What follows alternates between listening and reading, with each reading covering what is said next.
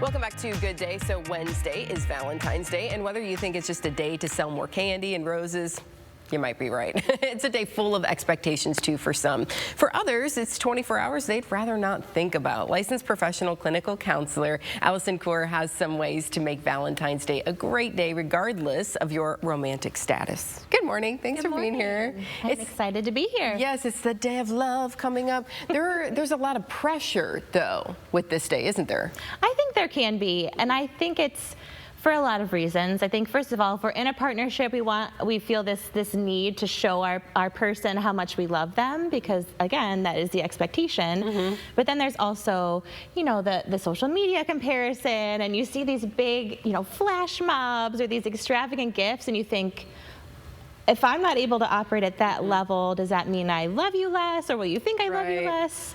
We're just trying to figure it out. And that coworker got that really big display of roses and I didn't, or those types of things. What if you aren't in a relationship on Valentine's Day? Because that's big too.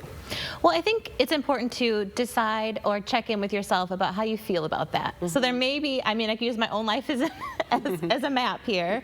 There were years where that bothered me, and where I really felt that longing to be kind of partnered up on Valentine's Day. And then there were other years where I just felt like, okay, this is another day on the calendar, and there's things that I can do to have fun and connect with people, the relationships that I do have in my life, even if they're not romantic.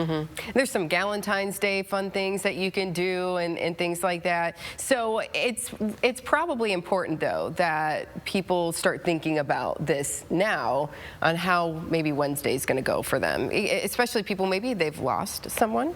Exactly. We think about there can be complicating factors to this holiday in ways that maybe we don't think about. Okay, we think about maybe you aren't with someone, you aren't in a relationship, but what about the people who have lost somebody and they're really feeling the loss of that person and what the traditions they had and how they made each other feel? It can feel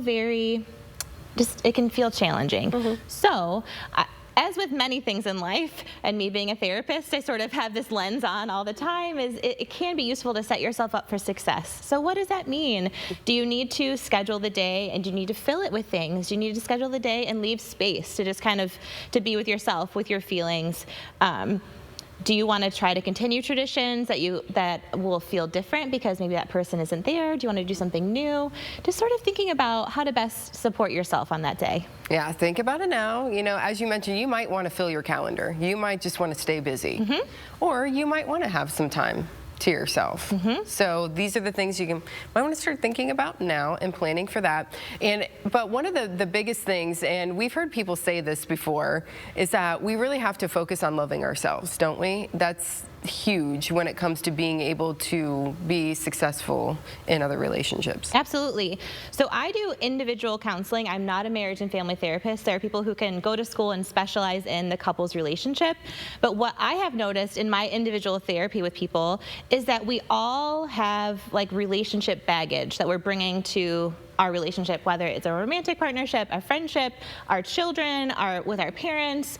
And it's important to understand what you're bringing to the table, work to resolve any barriers that you can, so that you can show up for that person as the best version of yourself. Because if you don't love yourself, you're feeling a certain way, you're portraying that, or you're in those relationships, as you said, with some baggage. With some baggage. We all have it. We do, absolutely. But I think when we kind of can look inside and figure out who we are and what we need and what we're looking for in relationships and in other people, that's when things start to click.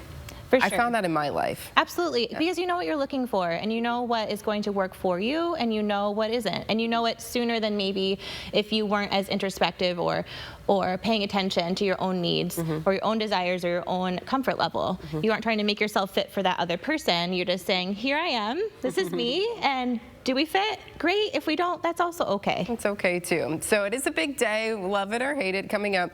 The other component here is kids too.